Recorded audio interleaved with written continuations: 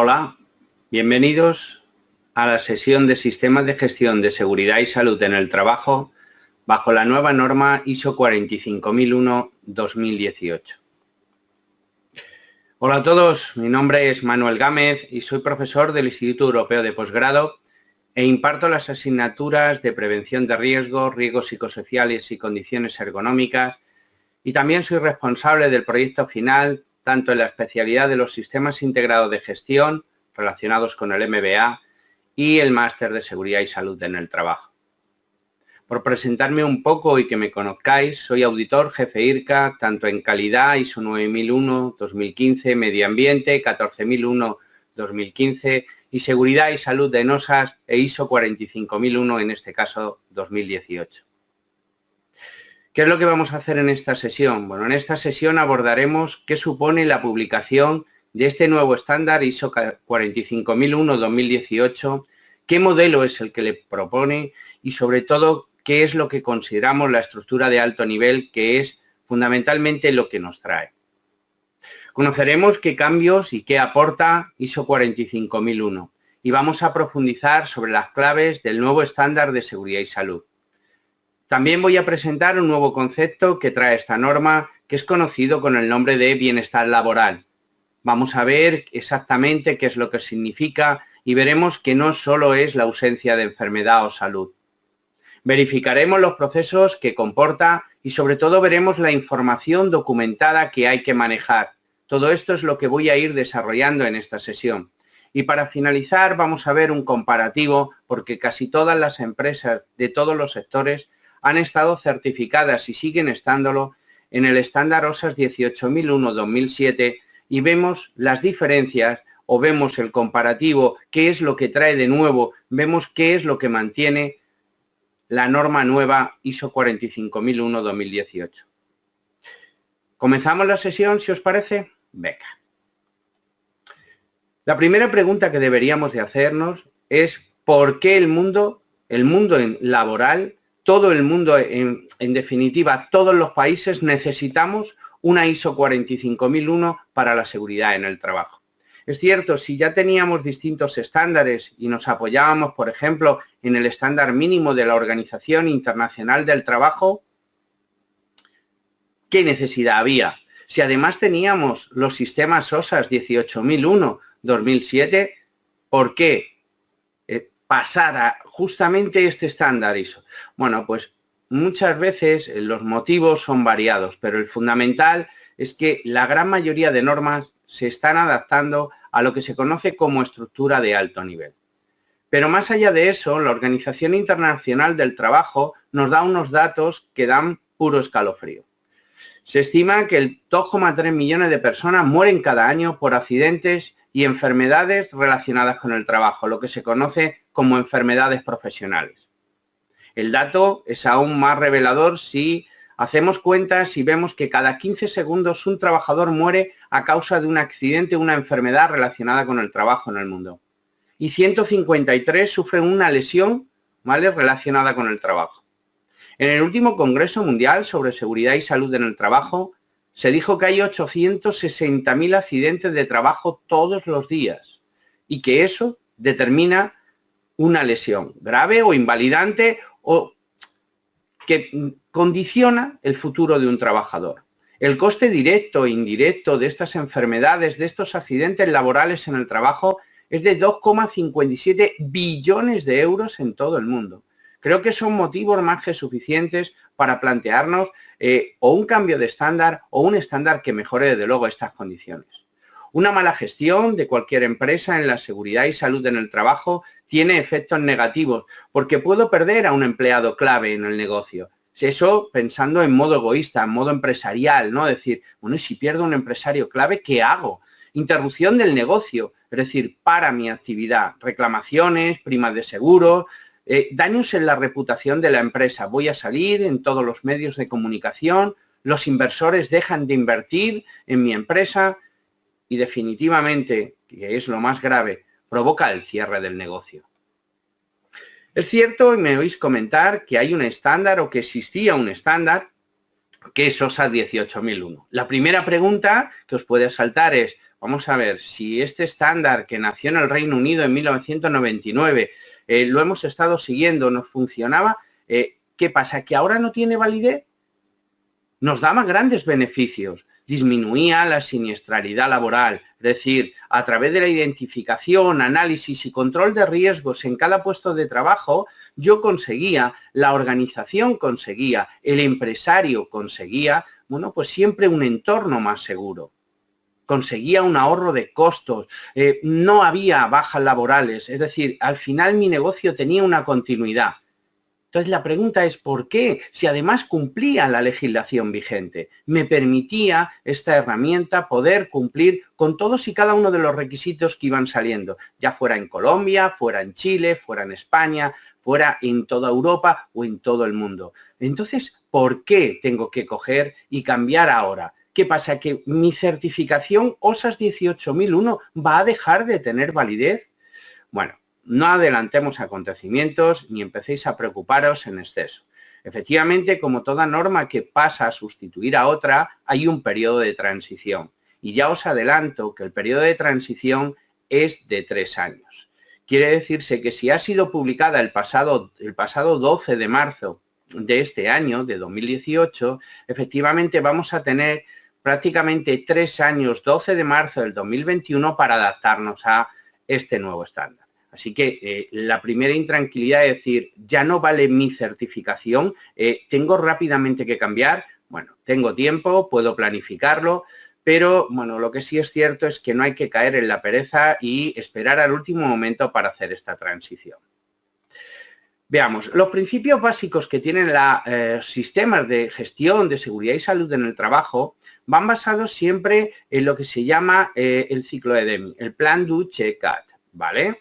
Es decir, yo establezco una planificación, hago lo que tengo planificado, lo controlo, lo verifico que efectivamente estoy realizando lo que he planificado y actúo sobre la diferencia y aporto la mejora continua, es decir, mejoro el desempeño del sistema de seguridad y salud.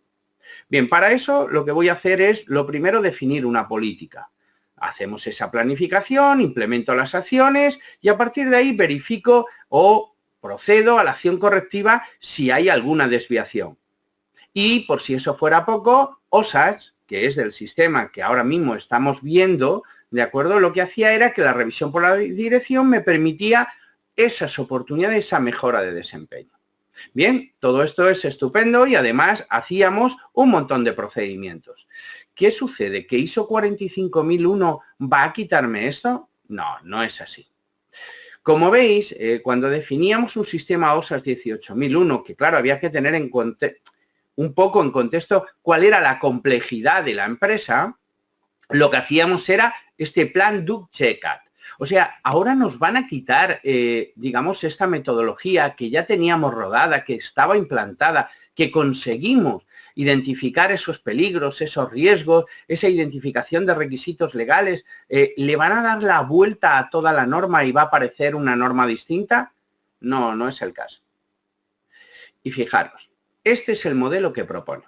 Os dejo en la presentación, como veis, un vídeo que es altamente recomendable de David Smith. Es el presidente del Comité de Desarrollo de ISO 45001 y expone, ¿vale?, cuáles han sido las motivaciones fundamentales para el cambio en este nuevo modelo. Este nuevo modelo pone el foco fundamentalmente en un aspecto clave, que es el liderazgo y la participación del trabajador. Hace al empresario, al responsable de la organización, la pieza clave y fundamental conjuntamente con los trabajadores. Si bien tenemos la suerte en España de que, bueno, pues los trabajadores hay y existen mecanismos y pueden participar en las decisiones de la organización, no es menos cierto que hay muchos países donde la participación del trabajador es meramente testimonial e incluso inexistente.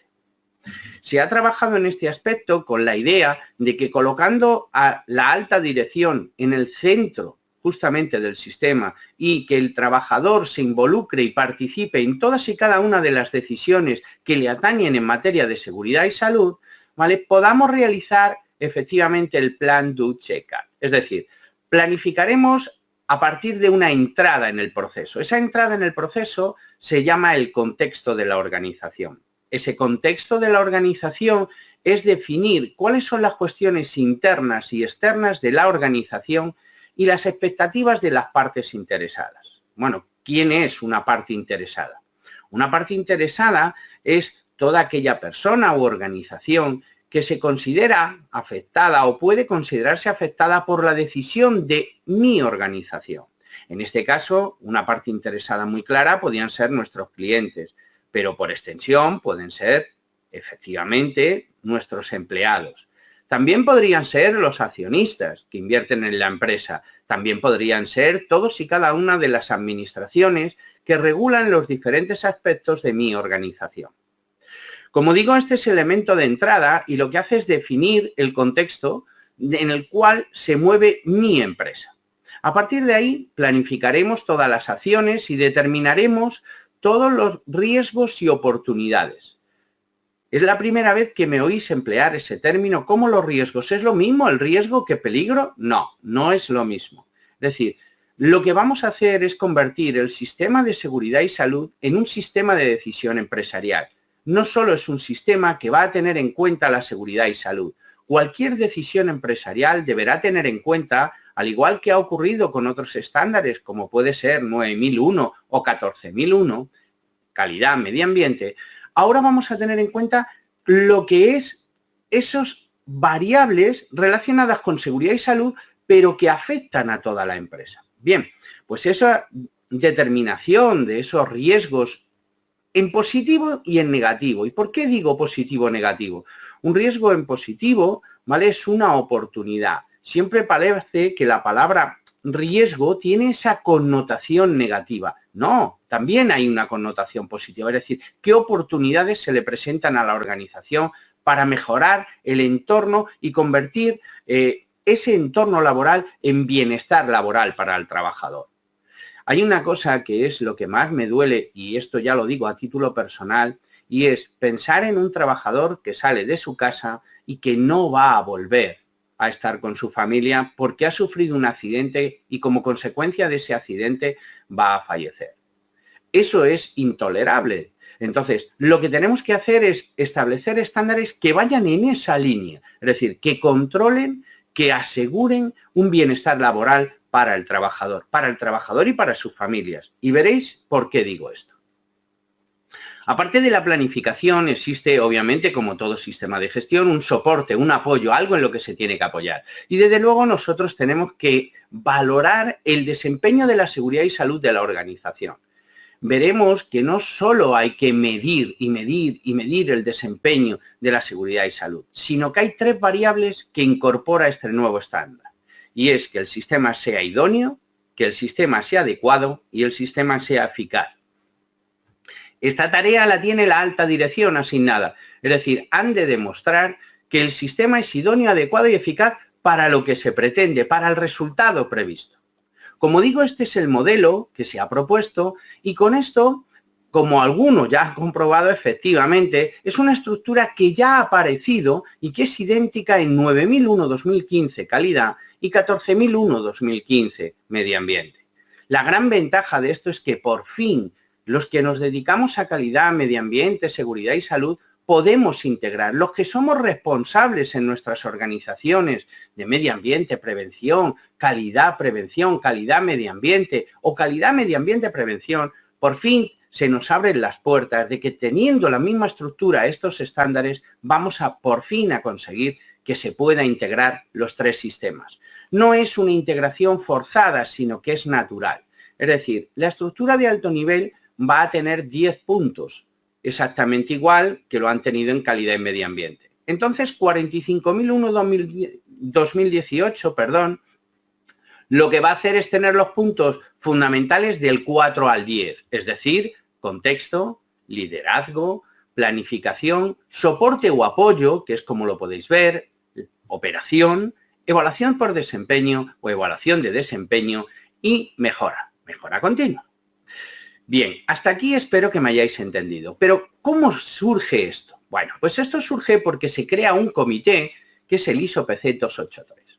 Este nace en el año 2013, fijaros que hace ya bastante tiempo, y lo que quiere es, aglutinando países, distintas organizaciones y distintos estándares, ver cómo podíamos interpretar, y más de 40 delegaciones y 109 expertos se pusieron manos a la obra. El camino no fue sencillo, creerme, no ha sido fácil. Daros cuenta que un estándar británico frente a un estándar europeo, frente a un estándar internacional, aunar voluntades de cada uno, yo quiero que esté mi parte, yo quiero que mi forma de actuación quede presente o quede patente en la norma y sobre todo respetar una estructura de alto nivel, conlleva, bueno, pues muchas dificultades.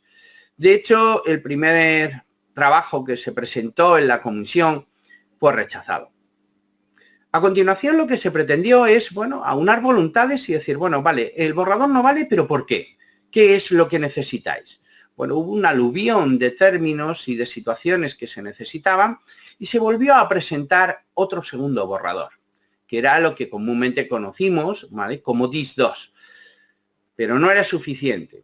Aún así, ¿vale?, había muchas objeciones, había muchos organismos que, digamos, ponían trabas en el buen sentido, es decir, cada uno velaba por un mejor, digamos, cumplimiento de normas.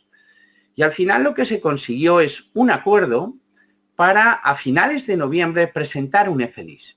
Este FDIS se llegó al acuerdo que si era lo suficientemente aunador de voluntades, es decir, vertebraba todas las voluntades de todos y cada una de las organizaciones que estaban participando en la elaboración de la norma, se comprometieron a agilizar su publicación.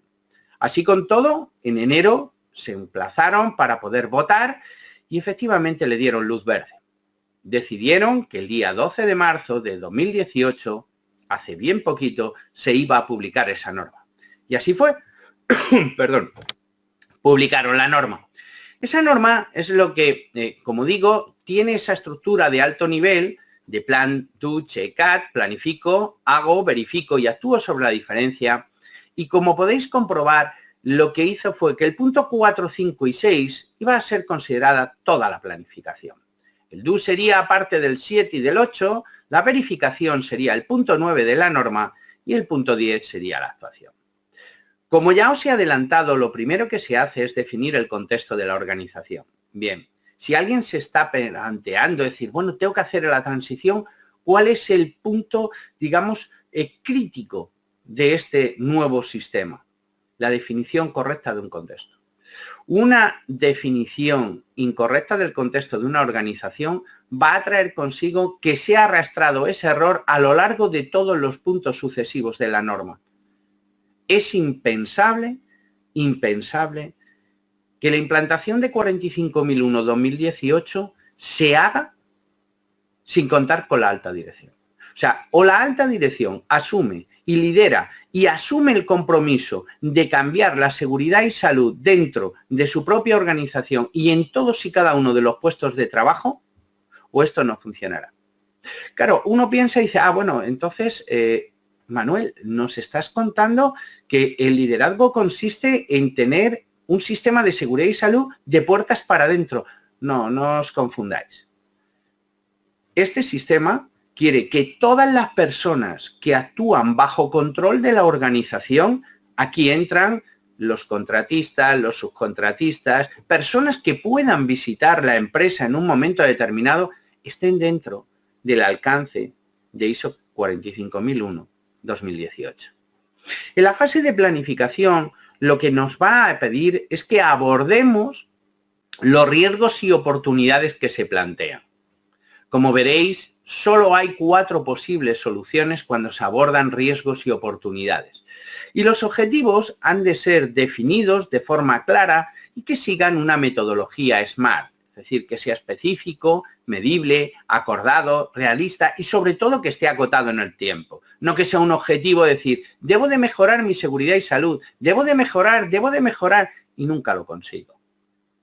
En la fase de soporte o apoyo hay algo crucial, que es la competencia. Debemos asegurar en todo momento la competencia tanto de mis empleados, de cada uno de los trabajadores y de todo aquel que actúa en nombre de la organización. Aquí en España le llamamos las subcontratas. Bueno, serían los contratistas, ¿de acuerdo? Para todos vosotros. La fase de operación lo que tiene es fundamentalmente el planificar ese control operacional para eliminar esos peligros. Y hay algo que es crucial, gestionar el cambio. ¿Qué es eso de gestión del cambio? La gestión del cambio no es otra cosa sino tener en cuenta los cambios planificados y no planificados que puedan aparecer en la empresa. De alguna manera, ¿vale? Yo necesito que cualquier cambio que pueda haber en un equipo, en la persona, en la organización, tenga en cuenta esa variable de seguridad y salud, es decir, la prevención de riesgo laboral. En cuanto a la preparación y respuesta ante emergencias o situaciones de emergencia, poco ha sido modificado. Aún así, bueno, pues siempre hay algún matiz, ¿vale?, que se viene incorporando. Respecto a la evaluación de desempeño, poco que añadir. Si sabemos qué es lo que queremos medir. Tenemos que definir a qué queremos hacer un seguimiento, qué queremos medir. Sí que es cierto que vais a notar una gran diferencia con este estándar, que el seguimiento es mucho más robusto. Aparte de eso, tenemos la principal herramienta de mejora continua, que es la auditoría interna, y hago una llamada, ¿vale?, con anticipación. Dice, joder, Manuel, es increíble cómo puedes darnos un nuevo estándar y ya avisarnos de otro. Bueno, está previsto que la norma que existe de 19.011-2011, que establece los criterios para lo que es la auditoría de los sistemas de gestión, proceda a su modificación a partir del mes de junio. Insisto, esto es lo que está planificado. Luego veremos la realidad porque, bueno, no siempre es sencillo sacar un estándar y sustituirlo por otro. Pero quedaros con esa copla, es decir, quedaros con ese aviso, con esa anotación, con esa llamada. La norma que regula los criterios de auditor de un sistema de gestión está muy próximo a cambiar. Parece lógico. Si todas las normas están cogiendo la estructura de alto nivel, obviamente no iba a ser menos la norma 19.011. Necesita actualizarse.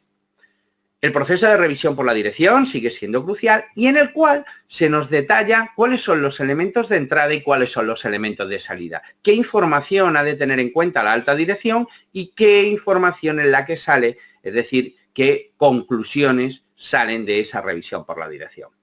Por último, el sistema de mejora lo que hace son las no conformidades y acciones correctivas. Muchos ya les sorprenderá no ver una acción preventiva. Efectivamente, hay un nuevo concepto que es el pensamiento enfocado al riesgo. Es decir, siempre he de anticipar qué puede suceder. Así que todo el sistema de gestión se convierte en una gran acción preventiva. Por último, la mejora continua que se ve reforzada. Lo veremos luego un poco más tarde. Bueno, Manuel, cuéntanos un poco entonces cuáles son los principales cambios. Bien, pues procedo a hacerlo. Es algo sencillo. Persigue el mismo objetivo, o sea, no se ha inventado algo muy novedoso, algo muy nuevo que va a cambiar todo. No, a ver, el objetivo sigue siendo el mismo, prevenir los accidentes laborales y, bueno, evitar que sucedan y en lo que sí cambia es dónde se apoya. ¿Dónde se apoya? En el liderazgo de la dirección, como me estáis oyendo, y en la participación de los trabajadores. Es decir, los trabajadores son la parte vital que si no participa, si los excluimos, el sistema no va a funcionar. Ellos tienen que nutrirnos de información claramente relevante para evitar esos accidentes laborales. Insisto, no es descargar sobre el trabajador por si alguien rápidamente piensa, o sea que el estándar delega ahora en los trabajadores la responsabilidad. No, en ningún caso.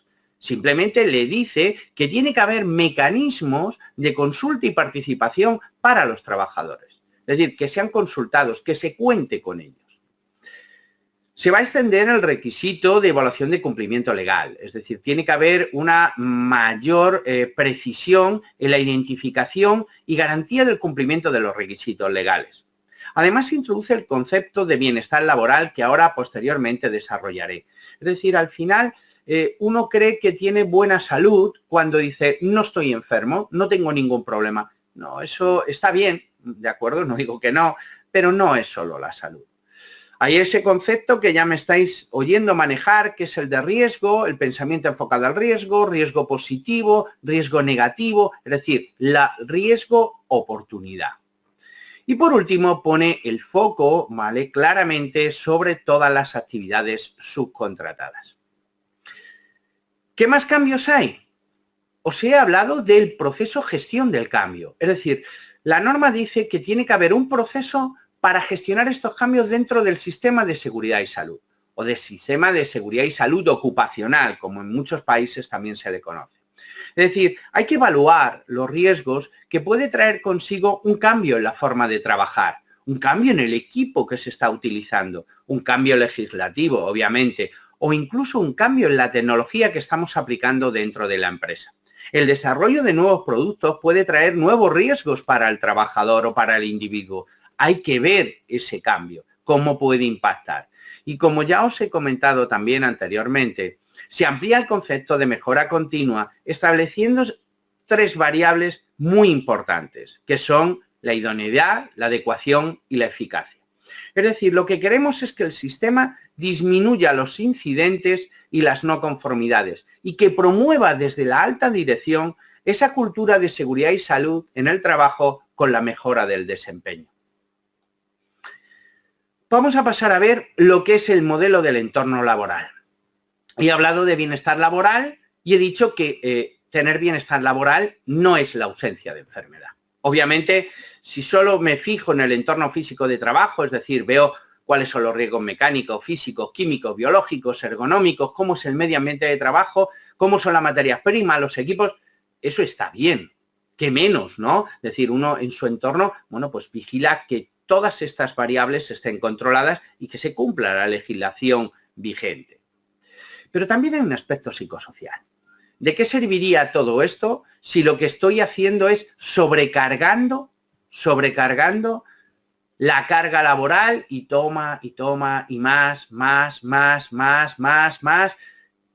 y aumento la carga laboral hasta tal punto que la persona entra en esa deficiencia, en esa enfermedad denominada estrés? ¿Qué pasaría si existe un acoso en el trabajo? El ninguneo, el decir, no tienes importancia en la empresa, no vales para nada, eso también es importante. Esa sería la segunda variable. La tercera variable sería cómo se promueve la salud en el trabajo. Efectivamente es importante la vigilancia de la salud, ¿qué menos? Y que hay que promover estilos de vida saludables. Hay que realizar controles sobre la exposición a sustancias químicas. Cada año cambian los valores de límites de exposición profesional de las sustancias químicas. Y por último, ¿cómo me involucro como organización en promover y proporcionar recursos que favorezcan la salud en ese entorno familiar? Es decir, fijaros las 4 variables: el estado físico, el estado psicosocial, la promoción de la salud en el trabajo y cómo promociono en el entorno familiar. ¿Cómo soy capaz de favorecer esa salud en ese entorno social familiar? Esto es lo que aconseja la Organización Mundial de la Salud y efectivamente esta norma, este estándar 45001 no se iba a quedar atrás. Efectivamente lo recoge. Bueno, como principio básico de la gestión es que todos los accidentes pueden y deben evitarse. La mejor, pensamiento dirigido hacia la seguridad y salud es siempre el mismo, es decir, el accidente sucede porque no he puesto todos los medios. Me diríais, Manuel, estás olvidando el factor humano. No, no lo olvido. Pero si se ponen todos los medios, el factor humano, aunque tiene su gran importancia, efectivamente podrá evitarse o al menos atenuarse el daño. El liderazgo de la dirección, como veis, es crucial. Los trabajadores los vamos a convertir en los verdaderos actores de la prevención. Ellos son los que ven las situaciones de riesgo. Ellos identifican el peligro. Posiblemente no tengan la capacidad de la evaluación, pero si al menos tengo conocimiento de ello, puedo mejorar su entorno laboral. Es cierto que hay que invertir más en formación, información y sobre todo dar ese canal para la participación y consulta. Contar con los trabajadores. El control de riesgos, creerme, es un buen negocio. Cuando uno invierte en seguridad y salud, tiene un ahorro de costes. Puede ser que en una mente a corto plazo alguien diga, no, esto no es rentable, esto es gastar dinero innecesariamente, porque como no tengo accidentes, hasta el día que sucede. Todo accidente, cuando sucede, ha de ser investigado. Si no investigo, uno puede decir, bueno, es que no ha pasado nada, es que solo se ha caído un mueble, una estantería, se ha caído una silla. Es que es una exageración investigar todo. Hoy ha sido lo que se conoce con el nombre de un accidente en blanco. Solo ha producido un daño material. Un daño material. Es decir, no ha habido una lesión para el trabajador. Pero si no lo investigo, ¿cuál ha sido la causa de que haya sucedido eso? ¿Qué puede pasar en el futuro? Por eso digo que todo accidente e incidente debe ser investigado. Y sobre todo hay que tener en cuenta la evolución de la técnica. Siempre que se materialice un riesgo, creerme, hay 4 posibilidades, 4 únicas posibilidades. Podéis recordarlo con una regla fácil y sencilla mnemotécnica, que es la que nos trae la norma, que es meta, mitigar, evitar, transferir y aceptar. Mitigar es implantar la acción correctiva para eliminar o reducir el impacto o la probabilidad de que ese suceso tenga lugar. Evitar, obviamente, no siempre lo vamos a poder hacer, es cesar la actividad. En España tenemos la suerte de que cuando un trabajador ve una situación que implica un riesgo grave e inminente, puede parar su actividad. Creerme cuando os digo que hay países en los que eso no está permitido e incluso se penaliza y se castiga al trabajador por haber realizado esa acción. Afortunadamente, la norma trae esa orientación, esas directrices para evitar que esto suceda. He dicho mitigar, he dicho evitar, transferir. Es decir, cuando no soy capaz de controlar ese riesgo o esa respuesta al riesgo, lo que hago es transferir ese impacto a otra entidad, que alguien lo controle en mi nombre. ¿Por qué? Porque tiene más capacidad, tiene más recursos, tiene más conocimiento. Por último, la acción de aceptar. Es decir, acepto sin más el riesgo, ojo, dentro de un control. Un control que sí es el máximo que yo puedo dar, no necesita acción correctiva y tengo el riesgo más o menos controlado, es decir, lo acepto. ¿Cuál es el decálogo que trae este nuevo estándar 45001-2008? Bien, el decálogo es fácil. Se nos dan unas claves y algunas me las habéis oído ya en esta sesión. 1, la estructura de alto nivel como referencia. Es decir, estos 10 puntos son los que van a marcar el futuro de los sistemas de seguridad y salud en el trabajo. Van a garantizar la seguridad de todos y cada uno de los trabajadores que componen las organizaciones del mundo. Hay que definir un contexto de la organización adecuadamente y, sobre todo, ser lo más precisos posible. ¿Por qué? Porque, como os he comentado, una mala definición del contexto va a ser arrastrada por el resto de puntos de la norma. Es decir, si acumulo un error de inicio y lo voy trasladando al resto de puntos de norma, difícilmente puedo tener un sistema idóneo, adecuado y eficaz, que es lo que busca este estándar. Hay que comprender cuáles son los intereses de las partes interesadas, qué expectativas tienen. Sí, son importantes los trabajadores, pero son importantes los clientes, son importantes los accionistas, son importantes los comités de seguridad y salud, etcétera, etcétera. El líder es el motor del sistema de gestión. La alta dirección ha de asumir ese compromiso, liderar, demostrar que en su organización se apuesta por la seguridad en el puesto de trabajo. Necesito la colaboración de los trabajadores. Si ellos no participan, es el elemento más vital del sistema. Necesito su colaboración.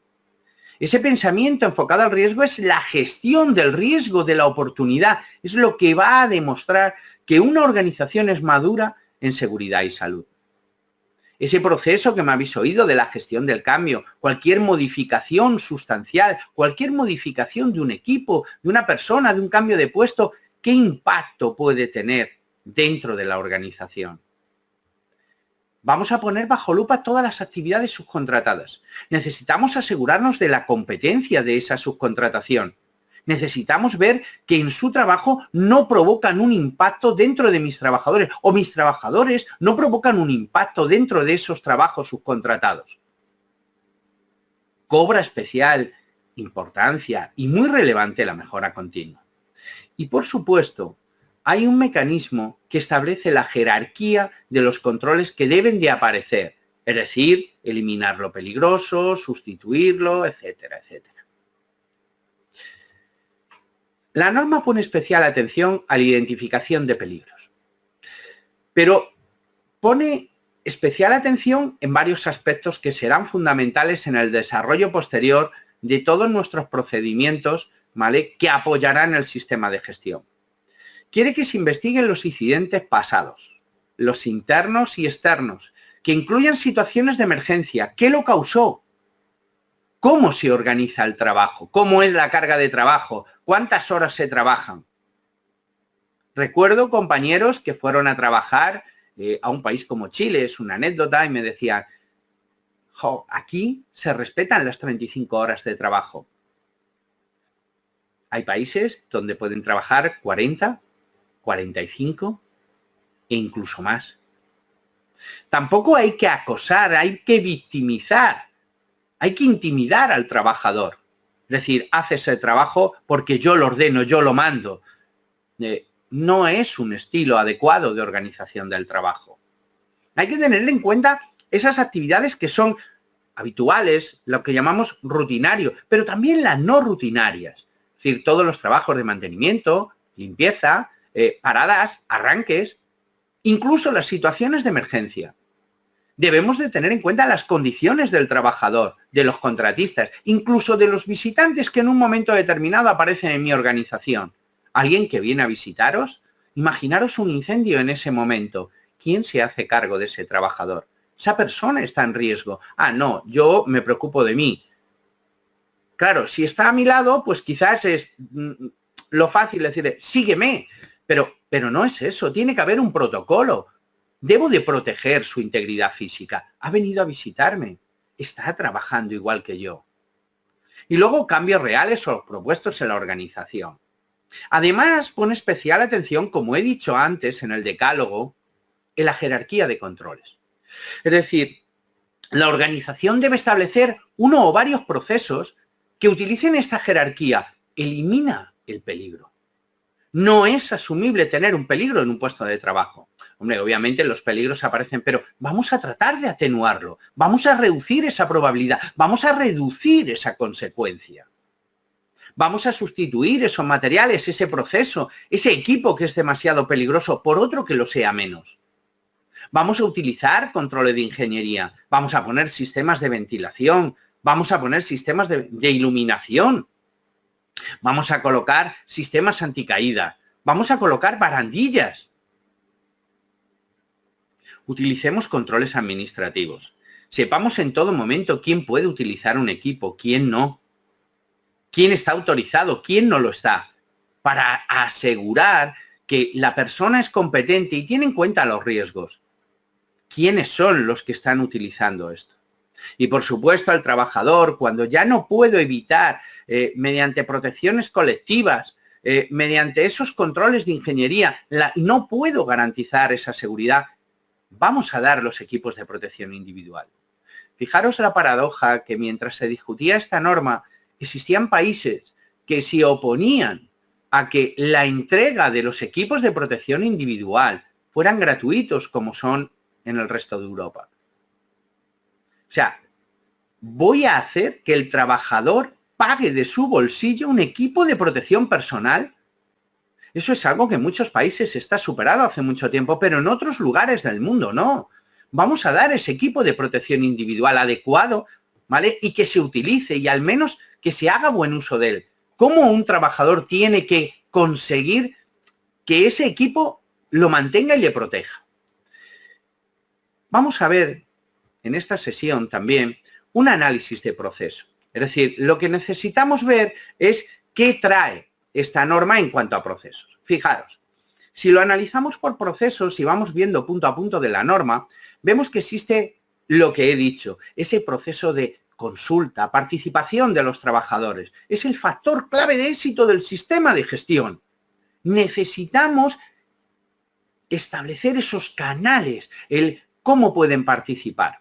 En Europa lo tenemos fácil. Existen delegados de prevención, existen mecanismos de participación a través de los comités de seguridad y salud y pueden expresar su opinión y informar de situaciones de riesgo.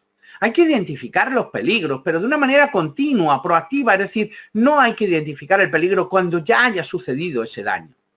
Evaluamos los riesgos, identificamos esas oportunidades, determinamos los requisitos legales, cómo, de qué manera, qué base de datos, de qué manera y sobre todo cómo evalúo su cumplimiento. Si importante es identificar el requisito legal, no lo es menos la aplicación de que efectivamente se está cumpliendo.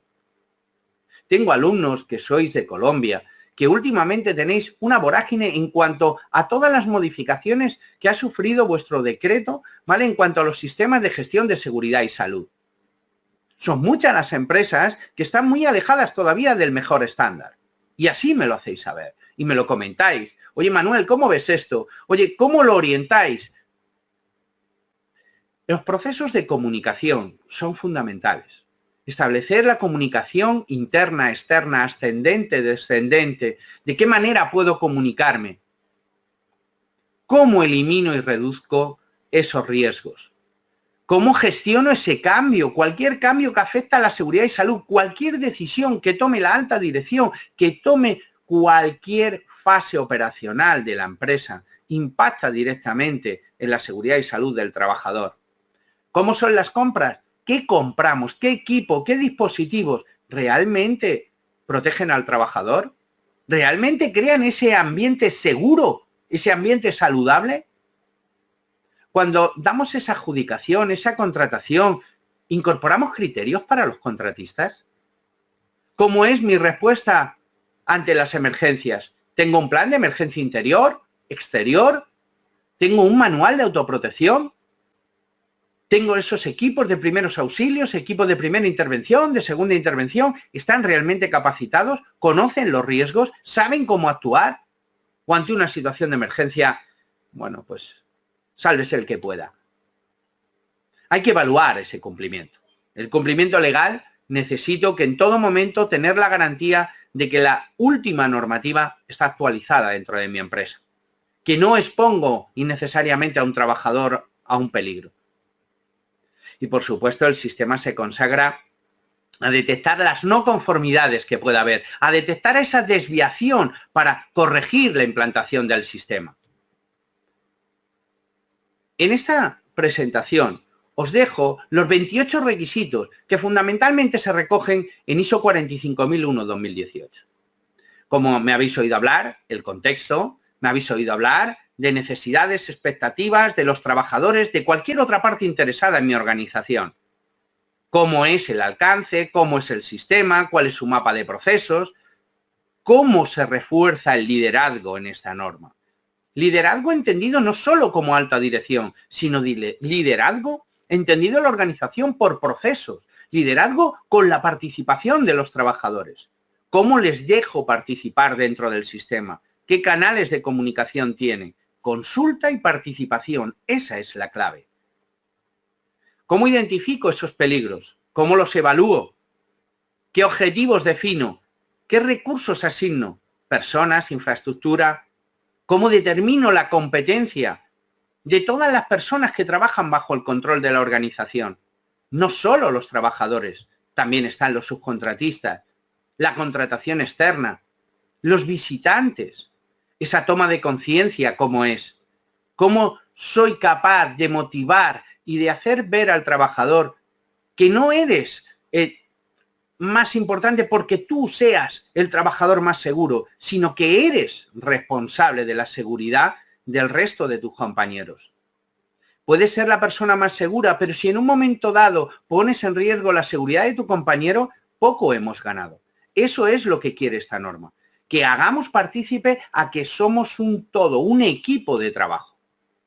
¿Cómo gestionamos el cambio? ¿Qué criterios incorporamos de seguridad y salud en las compras hacia los contratistas? ¿Cómo evaluamos ese cumplimiento? ¿Cómo utilizamos la herramienta de mejora continua, que es la auditoría interna? ¿De qué manera la dirección es capaz de cambiar ese concepto? ¿Cómo demostrar su compromiso a través de la revisión por la dirección? Y, por supuesto, como he dicho, la mejora continua. Ese refuerzo de decir el sistema es idóneo, es adecuado, es eficaz, sirve para lo que deseo, disminuye los accidentes. También me pide el sistema, obviamente, evidencias objetivas, que luego posteriormente serán auditadas por los auditores de certificación de la norma. Es decir, ¿qué información documentada requiere ISO 45001? Bueno, pues en este caso, el alcance, la política, la competencia, la comunicación, los planes de respuesta ante emergencia, las auditorías, la revisión por la dirección, los roles, responsabilidades, de qué manera la alta dirección asigna la responsabilidad. El término responsabilidad, quiero que os quede claro una cosa. Quien es responsable de es porque tiene autoridad para. No es, te hago responsable de, pero consúltame todo lo que decidas. Hombre, todo. Habrá cosas que haya que consultar, pero vamos a dar el autoritas. Es decir, si tú tienes responsabilidad, tienes la autoridad. Y si tienes la autoridad, luego serás quien rindas cuentas sobre esa autoridad. Efectivamente, nadie está exento de equivocarse, pero poco sirve si te digo eres responsable, pero antes de que tomes una decisión, consúltame todo. Eso no es. Por último, y para ir terminando esta sesión, me gustaría mostraros cuáles son las tablas fundamentales de correspondencia entre los requisitos que existen entre 45001 y 18001. Es decir, 45001-2018 y OSAS 18001-2007. Recordad que os he dado la clave, hay 3 años para hacer esta transición, pero no vamos a dormirnos. Cuanto antes alcancemos este estándar, que es mucho más completo que OSAS 18001, mejor le irá a la organización y mejor nos irá a nosotros como trabajadores. Como veis, lo nuevo, y aquí os lo muestro, es el contexto de la organización. Hay que determinar cuáles son las cuestiones internas y externas que tiene la organización. ¿Qué es lo que me rodea? ¿Qué es lo que me amenaza?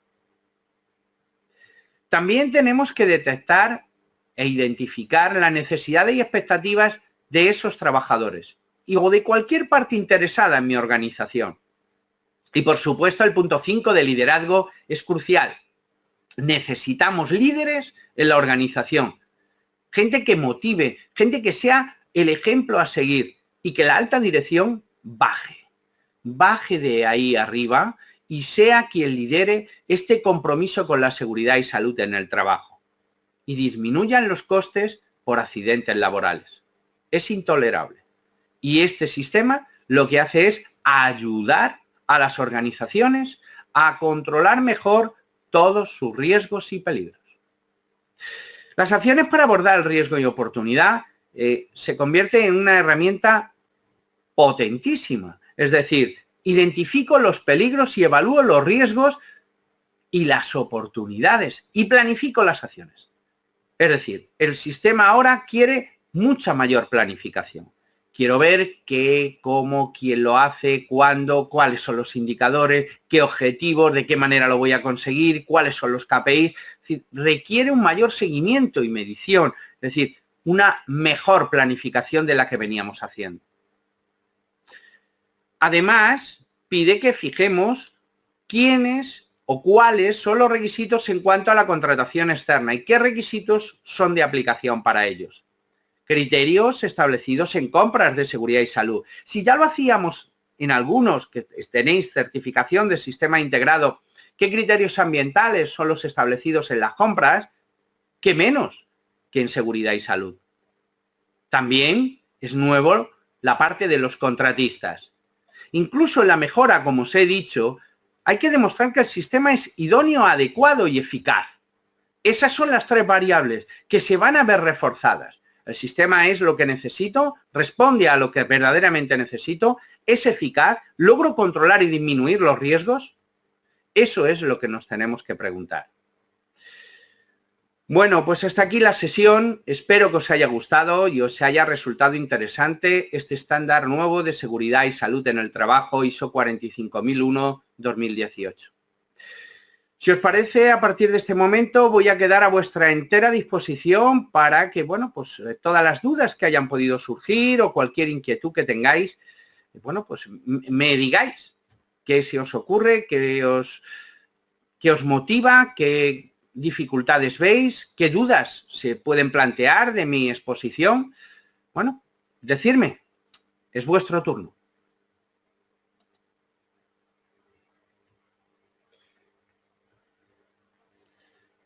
Bueno, Mauricio Díaz me dice, buenos días desde Colombia. Mauricio Díaz. Esta sesión va a quedar grabada, con lo cual en cualquier momento podéis consultarla y efectivamente podéis repasar los conceptos que hemos estado manejando. Sandra Liliana me dice, quisiera entender un poco por qué se habla de transición si es una norma nueva y OSAS no es ISO. Efectivamente. Es algo que no he expuesto en mi sesión, pero sabiendo que es el estándar más utilizado, ¿vale? Es cierto que no comparten. Entonces, lo que vamos a hacer es de OSAS pasar a ISO y damos un plazo de 3 años. ¿Por qué? Porque cuando lleguen esos 3 años, OSAS, ese estándar, se ha comprometido a dejar sin validez el certificado OSAS. Con lo cual, desaparecerá. Por eso se hace la transición de uno a otro. Veamos. Verónica me dice, ¿cuál es el alcance? A ver, perdón. A ver si logro verlo. ¿Cuál es el alcance del contexto de la organización? Bien, el alcance puede ser y puede venir determinado de muchas maneras. Pueden ser a toda la empresa, aparte de la empresa, o sea, es exactamente igual que se hace en calidad y en medio ambiente. Lo que sí es cierto, ¿vale? En este caso, es que ese alcance va a venir determinado a lo mejor porque perteneces a otra organización mayor y es la que te establece ese alcance. Siempre tú vas a decidir el alcance en función del criterio que establezca la alta dirección. ¿Cuándo estará dispuesta la norma? La norma está dispuesta desde el 12 de marzo de 2018. Veamos. A ver más. Me alegro, Juan Pablo, que te haya gustado la presentación.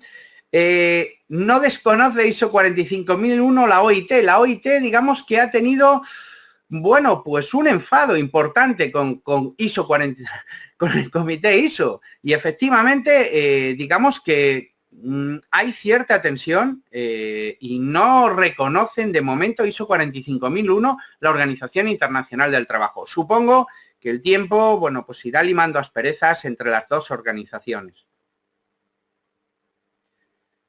Veamos, María Jesús de la Cruz dice, mi nombre es María, es cierto que el director gerente general debe estar presente en la auditoría de certificación. No solo es que esté presente, es que ha de demostrar su compromiso, es decir, la alta dirección efectivamente va a ser auditada y además tiene un proceso, te recuerdo, específico que es el de revisión por la dirección y como tiene esa responsabilidad y autoridad, rinde cuentas sobre ello. A ver, ¿quién más? Sandra Liliana, me dices la metodología... Ah, no, perdón, Marcelo Cruz me indica que para el análisis de riesgos que si puede ser la misma, digamos, la misma herramienta utilizada en calidad medio ambiente. De principio te diría, Marcelo, sí, pero ten en cuenta que hay variables ambientales, y pongo un ejemplo, donde tú haces un análisis de riesgos ambientales y has utilizado la herramienta 150.008, ¿vale? Efectivamente, la 150.008 analiza riesgos, pero es más específica de medio ambiente. Entonces, hay que tener cuidado porque puede haber determinadas variables y utiliza una herramienta inadecuada y eso puede generar una distorsión. Pero en principio, al ser un sistema integrado, mi respuesta clara, sí, puedes utilizar la misma metodología. Partes interesadas en esta norma no incluye al cliente. Como he dicho, Gabriela, sí, incluye incluso al cliente. Más que nada porque el cliente, ¿vale?, puede traerme requisitos adicionales en materia de seguridad y salud a mi organización. Veamos, Melisa Pérez me dice, para abordar las oportunidades podemos hacer uso y modificar la matriz IPER y así garantizar el cumplimiento. Por supuesto. Y además, os digo, pasa como en medio ambiente, lo ideal sería identificarlo, ¿vale? En situaciones normales, anormales, de emergencia y en situaciones potenciales. Y además que puedan surgir aspectos directos e indirectos, no son solo siempre aspectos que sean ineludibles de la organización, sino que pueden venir de un tercero. Veamos. ¿El proceso de certificación de ISO 45001 será el mismo? Me pregunta Carla Ponce. Sí, en principio sí. Estamos a la espera, por lo menos en España, de que la entidad nacional de acreditación dé, digamos, el disparo de salida para que todas las entidades de certificación puedan ya acreditar los sistemas de gestión. Obviamente acaba de ser publicada el 12 de marzo, con lo cual yo lo espero prácticamente, yo creo que en el mes de junio, julio, ya se proceda a los procesos de certificación. Pero sí, será el mismo.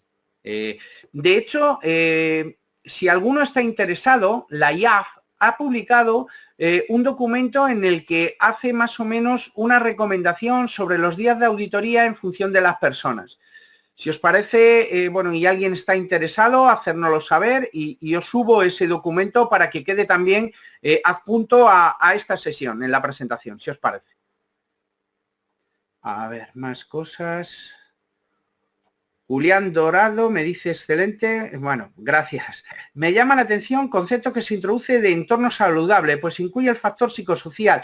Efectivamente, durante mucho tiempo los técnicos de seguridad hemos manejado seguridad, higiene, pero los aspectos psicosociales han pasado un poco quizás por encima, ¿no?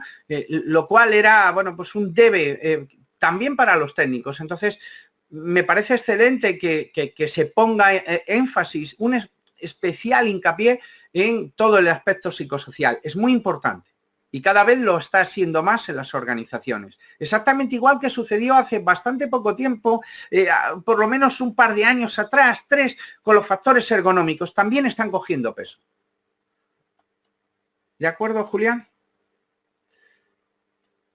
Bueno, me dices la creación de un ambiente libre de problemas psicosociales. Eso estaría muy bien, pero sabemos cómo es esta sociedad y lo que nos demanda. Y libre es complicado. Pero sí hay que ir en esa línea. Estoy de acuerdo contigo, Julián.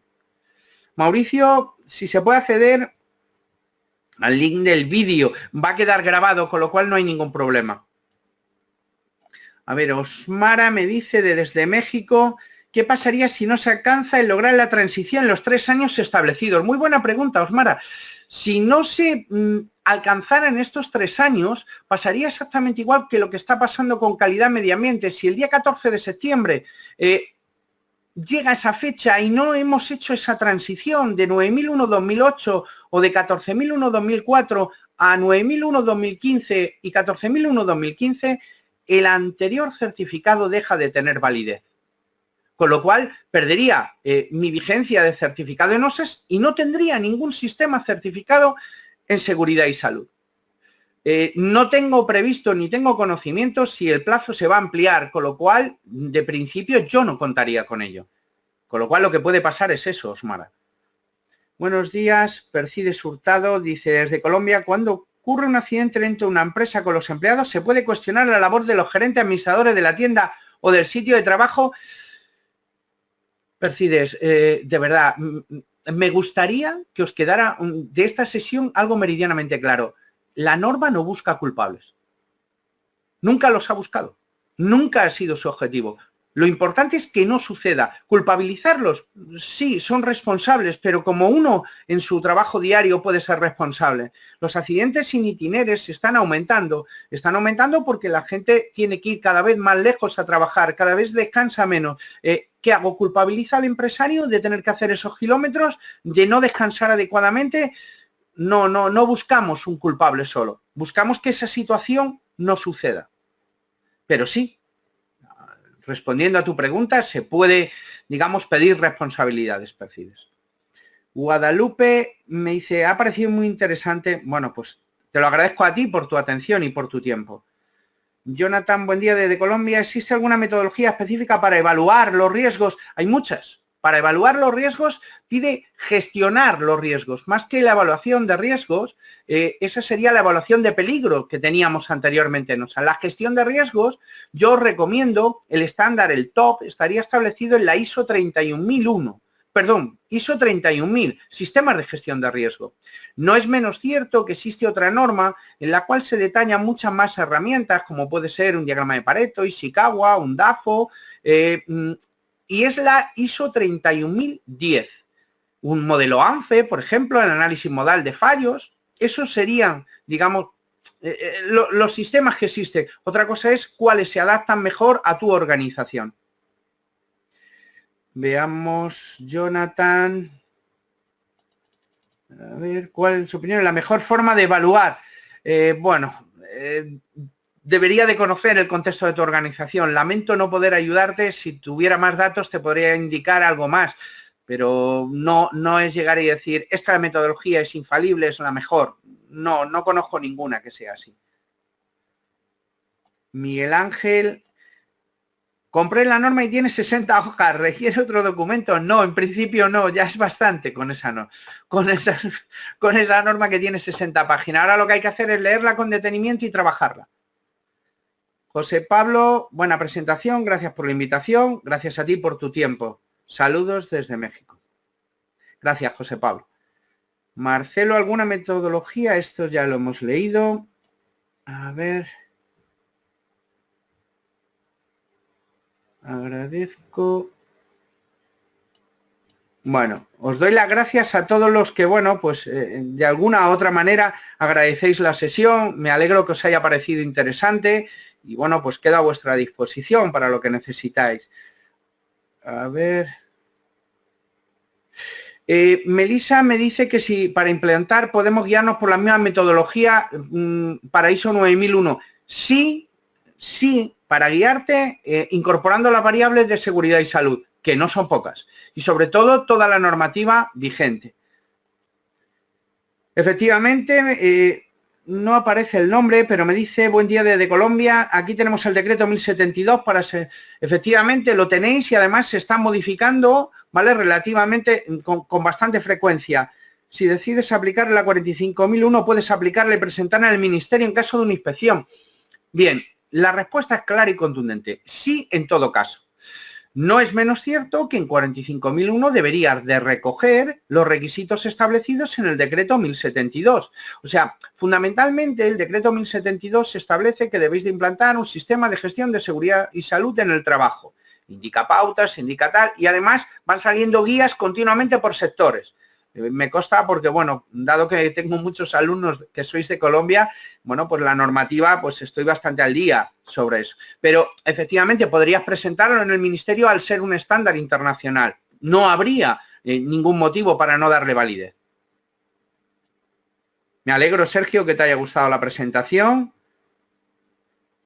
¿Cree que tendríamos que ir directo por la 45001 en lugar de OSAS? Ernesto Hans, muy buena pregunta. Veamos, normalmente cuando se hace la transición de una norma a otra hay 3 años. Si os fijáis, es lo que consiste un ciclo de auditoría. Con lo cual, si antes de final de este año fueras capaz, tu organización, de implantar una OSAS, te diría, ve por OSAS y madura. ¿Vale? Madura, digamos, el concepto seguridad y salud. Pero si no es así y fueras a 2019, yo creo que te merece la pena más ya ir a ese estándar de 45001. Es una cuestión de tiempo y es una cuestión de costes, ¿de acuerdo? Más.